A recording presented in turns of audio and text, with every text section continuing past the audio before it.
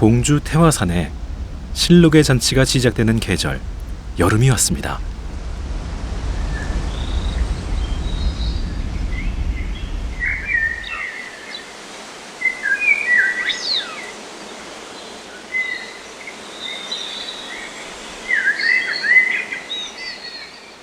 크고 아름다운 산이라는 뜻의 태화산은 이름 그대로 사계절 어떤 모습이든 이곳을 찾는 사람들에게 자연의 아름다움을 선사해 주는데요. 특히 여름 태화산은 굽이굽이 산길을 돌아 들어갈수록 녹음은 짙어지고 여름은 깊어집니다.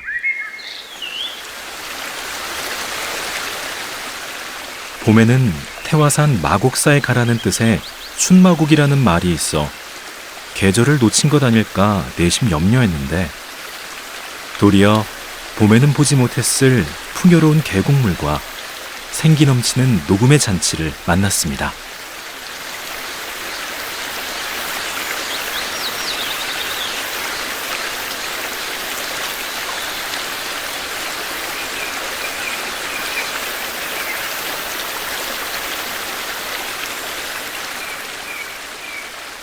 만물이 열심히 자라는 계절. 송사리는 살이 오르고 녹음은 더욱 짙어지고 하늘은 점점 높아지는 이 깊은 산 중에 그 가치를 가늠할 수 없어 유네스코 산사 한국의 산지승원에 등재된 천년고찰이 있습니다. 혹자는 이곳이 마가 많이 재배되는 골짜기였다고도 하고 혹자는 절을 재건한 고려시대에 보조국사의 설법을 들으러 온 사람들의 모습이 빼곡한 마밭의 마모양 같다 해서 지어졌다는 절의 이름 마곡사. 마곡사의 첫 번째 문이자 가림없이 열린 문 일주문을 넘어섭니다.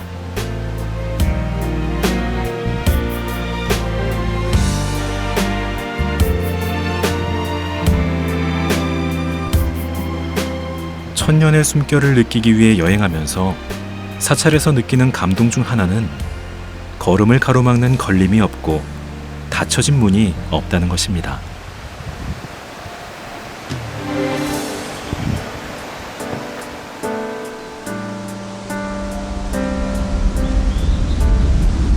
마곡사도 마찬가지입니다.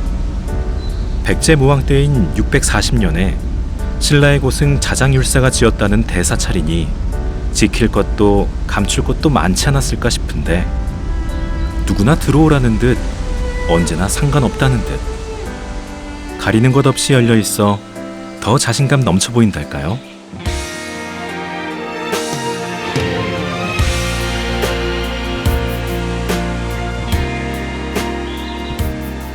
번뇌와 해탈이 둘이 아니라 하나라는 뜻으로 불이문이라고도 불리는 해탈문.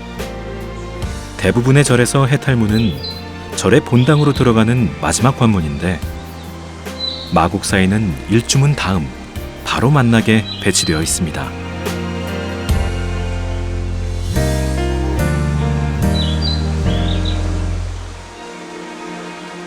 마곡사 해탈문은 불법의 세계로 들어가는 진짜 정문이라 불린다고 하는데요. 해탈문 안에 금강역사들과 보현보살, 문수보살을 뵙고 속세의 분별과 언어의 그물을 털어내며 순수한 마음으로 깨달음을 향해 들어오라는 뜻이 아닐까 생각해 봅니다.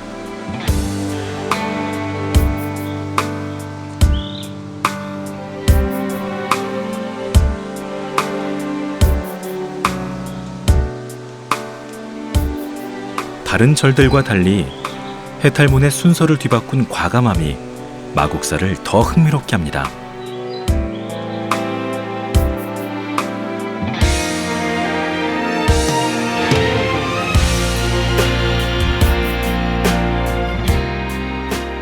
해탈문을 넘어서면 독특한 광경이 눈길을 사로잡습니다.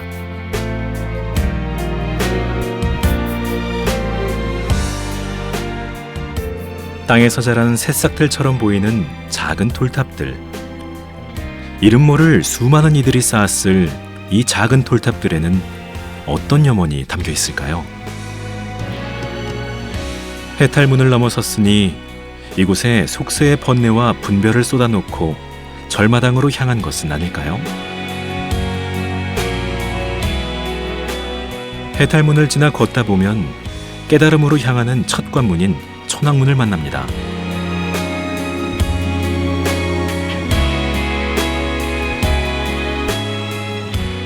1910년에 중수됐다는 사천왕문 안에는 잡귀의 범접을 막고 중생들의 마음을 깨끗하게 해주는 호법신장 사천왕상이 있는데요. 손에 쥔 용과 뱀, 발밑에 깔린 악귀를 무서운 표정으로 응징하는 모습만 봐도 나쁜 짓은 생각지도 못할 수호자들의 위험이 느껴집니다.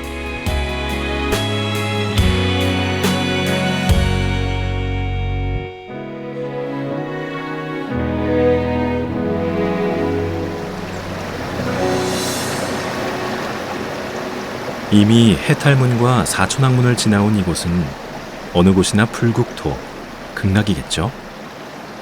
아름다운 극락교 돌다리는 마곡사 계곡을 가로지르고 있는데요. 이 다리를 중심으로 마곡사는 북원과 남원으로 구분된다고 합니다.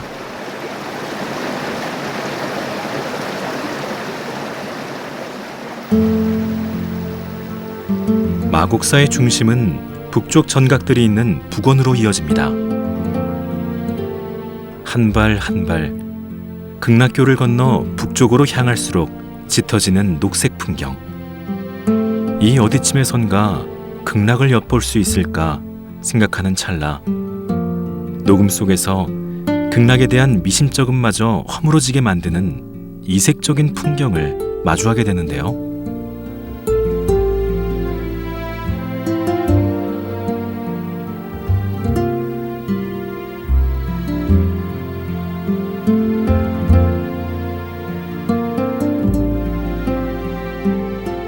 우리나라 어느 사찰에서도 찾아볼 수 없는 이국적인 돌탑, 보물 제799호인 마곡사 5층 석탑 앞에 섰습니다.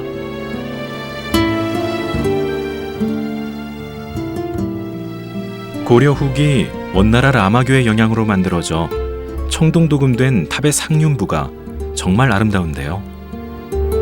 이 이색적인 탑의 꼭대기 부분은 전 세계에서 우리나라와 인도, 중국에 단 3개밖에 없는 소중한 문화유산이라고 합니다.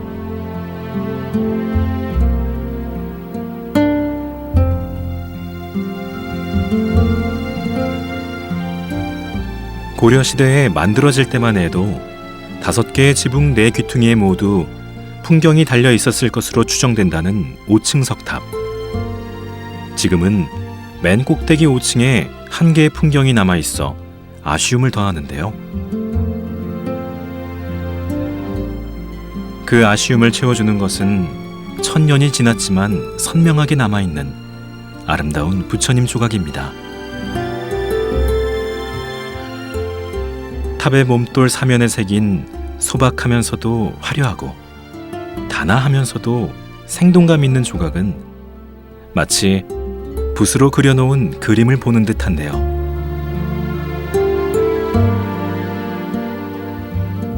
탑신 사면에 새겨진 사방불의 의미는 현재와 과거, 미래의 3세불로 확대되고 시간과 공간을 넘어서며 확장됩니다. 조금은 어려운 얘기지만 사방불에서 8방, 시방, 3000불을 넘어 이 세상 모든 존재가 불성을 지니고 있다는 내재불의 사상으로 이어진다는 것이죠.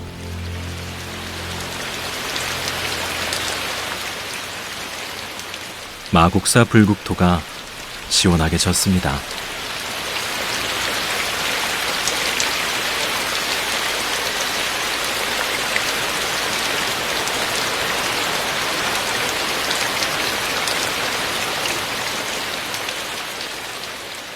대광보전으로 비를 피해봅니다.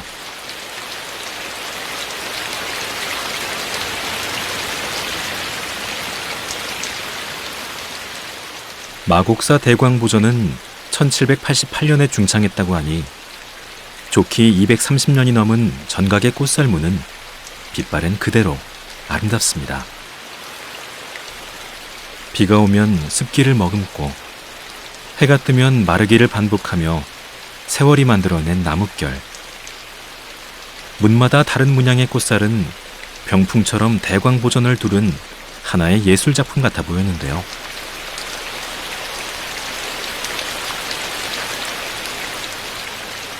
마곡사의 곳곳이 극락이라 했으니 이 꽃살문을 조각하고 만든 목공도 극락을 경험하지 않았을까요?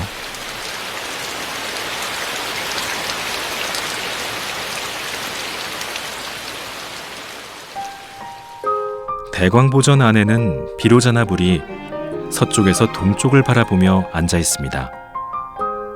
비로자나불은 다른 부처님들과 달리 설법을 하지 않는다는데요. 온몸이 태양빛처럼 빛나는 불법 그 자체를 상징하기 때문이죠.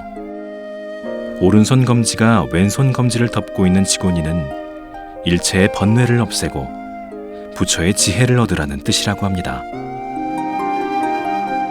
그래서일까요? 마곡사 대광보전의 비로자나불은 절하는 이들이 서방정토, 즉 극락을 향하도록 서쪽에 앉아 계시다는 설도 있고, 대광보전 뒤에 대웅보전 삼존불과 겹치지 않게 배치했다는 설도 있다는데요. 다양한 구전들 속에 눈으로 확인할 수 있는 특별한 이야기도 있습니다. 마루 밑에 세월을 가늠할 수 없는 낡고 손때 묻은 돗자리에 얽힌 전설. 전설에 의하면 하반신을 못 쓰던 안진뱅이가 연못가에 삿갓사초를 쪼개어 돗자리를 엮으며 100일 동안 기도를 올렸고, 100일 후 안진뱅이는 대광보전을 걸어서 나갔다고 합니다. 어쩌면 대광보전에 들어서는 누구나 이런 기적을 경험하길 바라며 만들어낸 이야기일 수도 있지만, 간절한 참회가 모든 변화의 시작이 아닐까 생각해 봅니다.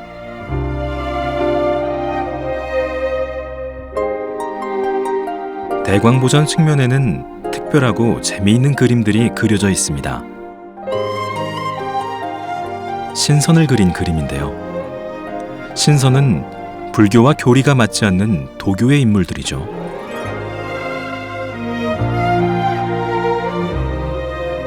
특히 재운을 상징하는 세발 두꺼비를 동전으로 희롱하며 천진하게 장난하는 하마선인의 모습은 잠시 종교 대통합처럼 느껴지기도 하는데요.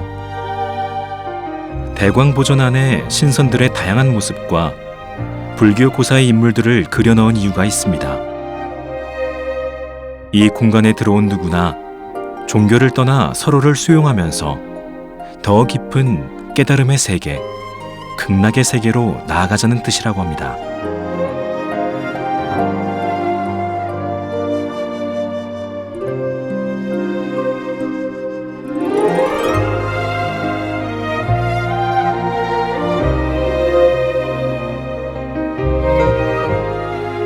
마곡사 대광보전 비로자나불 뒤편으로 가서 잊지 말고 만나야 하는 보물이 있습니다.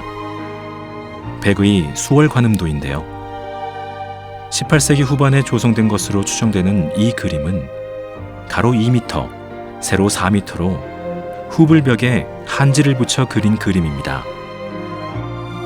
그림을 그릴 때부터 바라보는 이의 시선을 생각해 관음보살의 머리는 크고 하체는 조금 작게 그린 그림.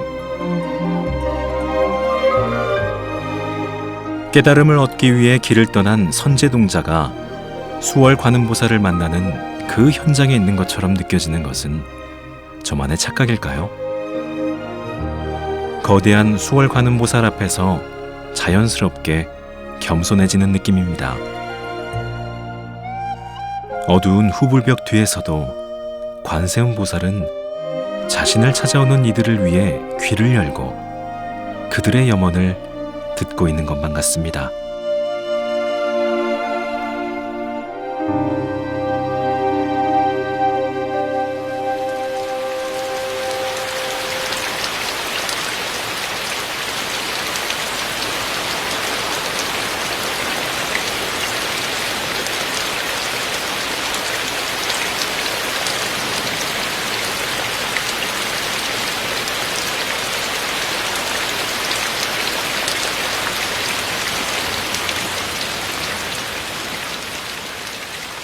고즈넉한 천년 고찰에 담장을 적시는 빗소리가 목탁소리처럼 울립니다.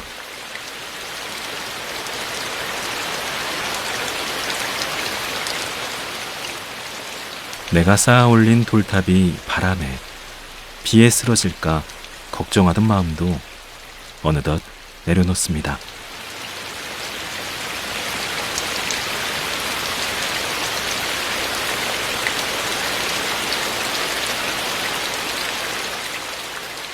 비가 잦아들 즈음 대광보전의 뒤편에서 현존하는 목조 건물 중 보기 드문 2층 건물 대웅보전을 찾았습니다. 마곡사의 주불전인 만큼 내부에 모셔진 삼존불은 좌우로 극락으로 안내하는 아미타열애, 질병에서 구제해주는 약사열애, 그리고 가운데에 현재의 부처님인 석가열애가 모셔져 있었는데요.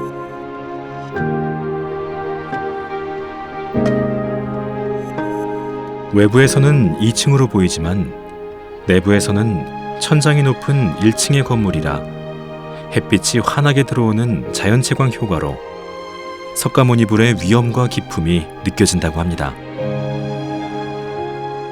조선 전기에 만들어진 흔하지 않은 중층 건물 양식이라 학계에서도 귀중한 연구 자료로 여긴다고 하네요.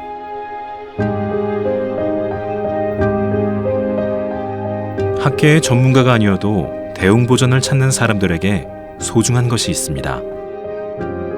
대웅보전 주불전 앞에 쌀이나무 기둥인데요. 이 기둥이 맨질맨질 손때가 묻은 건 이곳을 찾은 사람이 기둥을 돌수록 극락이 가까워진다는 전설 때문입니다. 전설은 이렇습니다. 죽어서 염라대왕을 만나면 마곡사 쌀이나무 기둥을 돌고 왔느냐라고 묻는다는 것이죠. 그러니 죽기 전에 한 번은 마곡사를 찾아와 대웅보전의 쌀이나무 기둥을 돌아야 극락에 갈 수 있다는 이야기죠.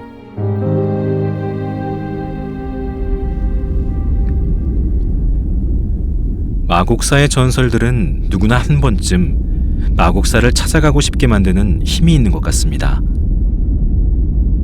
그 힘에 이끌린 듯 마곡사에 찾아온 역사 속 선각자가 있는데요. 해탈문을 들어설 때부터 극락이 펼쳐진다는 마곡사를 말할 때 빼놓을 수 없는 그분의 흔적을 찾아갔습니다. 대한민국 임시정부 초대 주석이었던 백범 김구 선생이 1898년에 마곡사에서 출가해서 은신하면서 생활했던 백범당입니다. 20살에 명성황후가 돌아가신 것을 한탄하며 일본군 중좌를 살해하고 사형수가 되었고, 교도소에서 탈옥해 마곡사에 은신하며 원종 스님이 되면서 독립운동가들과 소통하며 조국을 위한 투쟁의 삶을 시작했죠.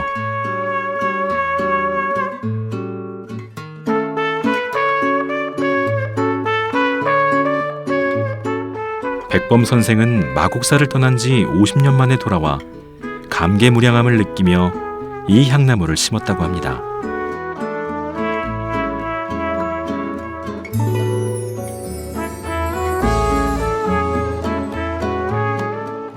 마곡사의 극락교 남쪽, 남원에서는 빼놓을 수 없는 전각이 있습니다. 수많은 불자들이 소원 성취를 위해 찾아온다는 마곡사에서도 가장 영험이 큰 전각으로 불리는 곳인데요. 예부터 전해지길 나라의 어진 정승과 용맹한 장수를 배출하는 군왕대의 혈자리라고 합니다.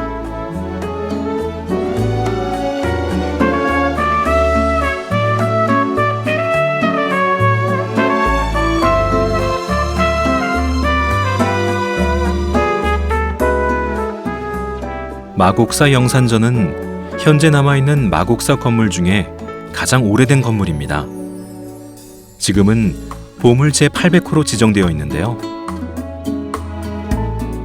영산전 안에는 고려시대의 것으로 추정되는 7분의 부처님과 그 뒤에 천불이 조성되어 있습니다. 7분의 부처님은 과거 7불이라 한다는데요. 각각의 이름은 어렵게 느껴지지만 쉽게 말하면 석가모니 부처님 이전 시대에 세상에 있었다는 6부처와 석가모니 부를 합쳐서 과거 칠불이라 한답니다.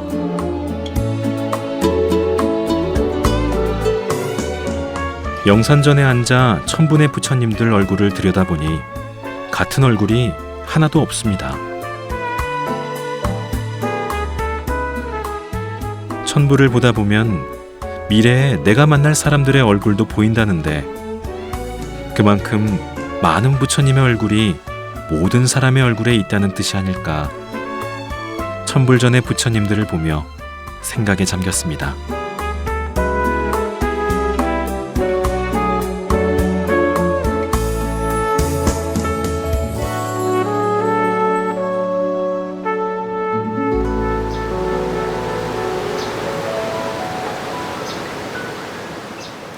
극락교를 넘어 일상으로 돌아갈 시간.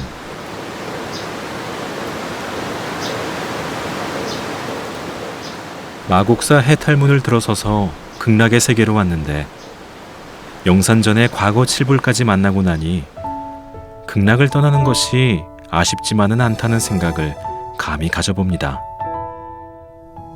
번뇌와 해탈은 둘이 아니어서 불이문이라 이름 지어진 해탈문.